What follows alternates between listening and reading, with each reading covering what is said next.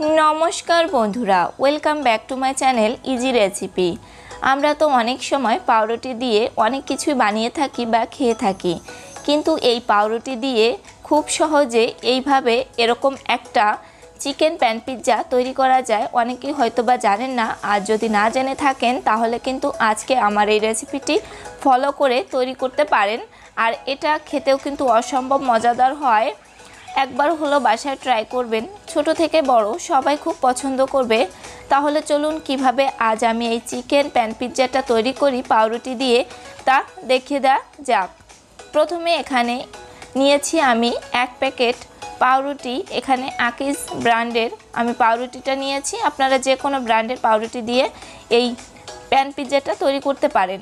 আমি এখানে মোট 8 পিস পাউরুটি লাগবে আমার এই পিজ্জাটা তৈরি করার জন্য। আপনারা চাইলে কম বা বেশি করেও বানিয়ে নিতে পারেন, তবে আমি এখানে 8 পিস পাউরুটি এভাবে একটা কেচি দিয়ে কেটে নিচ্ছি। আপনারা চাইলে নাইফ অথবা বটি যে কোনো কিছুর সাহায্যে এরকম ছোট ছোট টুকরো করে কেটে নিতে পারেন। এতে করে এটা যখন আমি বলে মাখাবো তখন অনেকটা সুবিধা হবে, তার জন্য কেটে নিয়ে নিচ্ছি।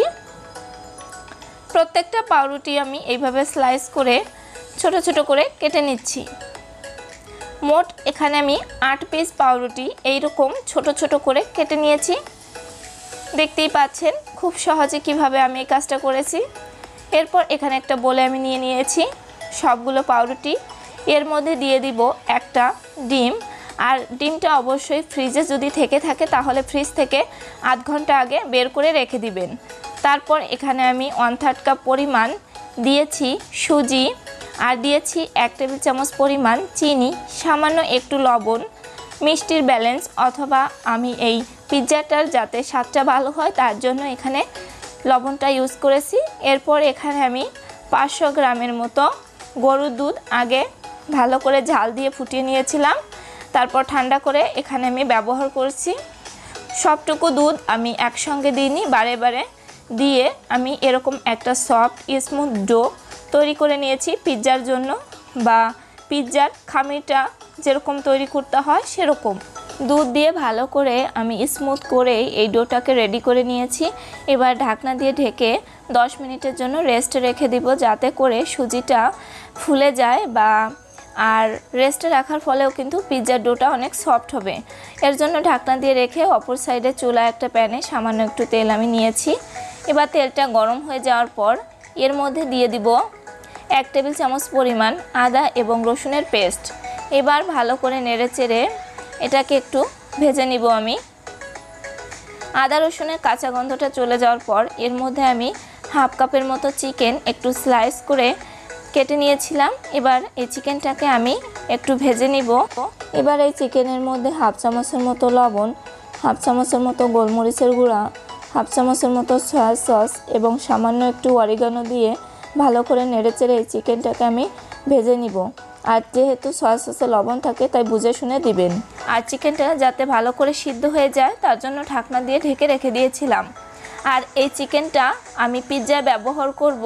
আপনারা চাইলে যে কোনো কিছু দিয়েই কিন্তু এই পিজ্জাটা তৈরি করে নিতে পারেন, তবে যেহেতু আমি চিকেন প্যান পিজ্জা তৈরি করতেছি পাউরুটি দিয়ে, তাই আমি চিকেনটাকে ভালো করে এখানে ভেজে তুলে রেখে দিয়েছি। এবার ওই প্যানটাকে পরিষ্কার করে এর মধ্যে আমি 3 টেবিল চামচ পরিমাণ সয়াবিন তেল নিয়েছি। আর এর মধ্যে আমি যে পিজ্জার ডোটা বা মিশ্রণটা তৈরি করে রেখেছিলাম সেই মিশ্রণটা দিয়ে এবার প্যানের গায়ে গোল করে এভাবে রাউন্ড শেপে দিয়ে দিব। আর ভালো করে স্মুথ করে এভাবে দিয়ে দিতে হবে। পুরুত্বটা বেশি ঘনও হবে না আর পাতলাও হবে না, ঠিক এরকম করে দিতে হবে। তাহলে কিন্তু খুব দ্রুতই এটা সিদ্ধ হয়ে যাবে বা রান্না হয়ে যাবে। আর অনেকেই ভাবতেছেন হয়তোবা তেলের পরিমাণ এখানে বেশি হয়েছে, কিন্তু না, এটা রান্না করার জন্য এখানে এই তেলটুকুই যথেষ্ট। এবার ঢাকনা দিয়ে যাতে এটা ভালো করে সিদ্ধ হয়ে যায় আমি 3 থেকে 4 মিনিটের মতো রেখে দিয়েছিলাম। তারপর এর মধ্যে আমি দিয়েছি টমেটো সস। আপনাদের কাছে যদি পিৎজা সস থেকে থাকে তাহলে সেটা দিতে পারেন। আজকে আমি এই পিৎজাটা ওভেনে না করে প্যানে করছি। আপনারা যদি ওভেনে করতে চান তাহলেও কিন্তু করতে পারেন। আমি টমেটো সসটা দিয়েছি একটু পরিমাণটা বাড়িয়ে, আপনারা চাইলে কমিয়েও দিতে পারেন। এরপর আমি চিকেনটা দিয়ে দিচ্ছি। আপনারা চিকেনটা না দিয়েও কিন্তু এই সবজিগুলো দিয়েও এই প্যান পিৎজাটা তৈরি করতে পারেন। এরপর আমি এখানে কিছু টমেটো, গাজর এবং সবুজ ক্যাপসিকাম কেটে রেখে দিয়েছিলাম, সেটা দিয়ে দিচ্ছি পরিমাণ মতো। আপনাদের পরিমাণটা আপনারা যেরকম খেতে পছন্দ করেন সেরকম করে দিয়ে নিতে পারেন। আর একটা পেঁয়াজ আমি ছোট ছোট করে কেটে রেখে দিয়েছিলাম, সেটাও দিয়ে দিয়েছি। এবার উপর দিয়ে আমি এখানে মোজারেলা চিজ দিয়ে দিচ্ছি। আপনারা চিজের পরিমাণ কম বা বেশি করেও দিতে পারেন, তবে চিজটা একটু বেশি দিলে খেতেও ভালো লাগে আর একটা জুসিনেস থাকে। খুব সহজে কিন্তু এভাবে এই চিকেন প্যান পিৎজাটা আপনারা তৈরি করতে পারেন। চিজটা দেওয়ার পর এর উপর দিয়ে আমি সামান্য একটু চিলি ফ্লেক্স দিয়ে নিচ্ছি, আর সামান্য একটু অরিগানো, সামান্য একটু গোলমরিচের গুঁড়া উপর দিয়ে ছড়িয়ে দিয়েছি। এবার ঢাকনা দিয়ে ঢেকে 10 মিনিটের জন্য একদম লো হিটে আমি এই চিকেন প্যান পিৎজাটাকে রান্না করে নিব। আর ঢাকনাটার মুখটা যদি একটু ছিদ্র থেকে থাকে তাহলে কিন্তু সেটা বন্ধ করে দিতে পারেন। আমি একটু লবঙ্গ দিয়ে সেই ছিদ্রটাকে বন্ধ করে রেখে দিয়েছিলাম। এরই মধ্যে কিন্তু আমার এই চিকেন প্যান পিৎজাটা তৈরি হয়ে গেছে, আর কালারটাও কিন্তু অসম্ভব সুন্দর এসেছে। চিজটাও কিন্তু গলে গিয়েছে, একটা জুসিনেস ভাব এসেছে। আমি একটা পিৎজা কাটার দিয়ে এরকম করে কেটে নিচ্ছি, আর এটা খেতে কিন্তু অসম্ভব মজাদার হয়েছিল। আপনারা চাইলে একবার হলো এইভাবে পাউরুটি দিয়ে এই চিকেন প্যান পিৎজাটা তৈরি করবেন। সময় বেশি লাগবে না। আপনাদের হাতের কাছে যে উপকরণগুলো থাকে সেই উপকরণগুলো দিয়েও কিন্তু এভাবে পাউরুটি দিয়ে চিকেন প্যান পিৎজা তৈরি করে নিতে পারেন। আজকের এই পাউরুটি দিয়ে চিকেন প্যান পিৎজার রেসিপিটি আপনাদের ভালো লেগে থাকলে অবশ্যই একটা কমেন্ট করে জানাবেন।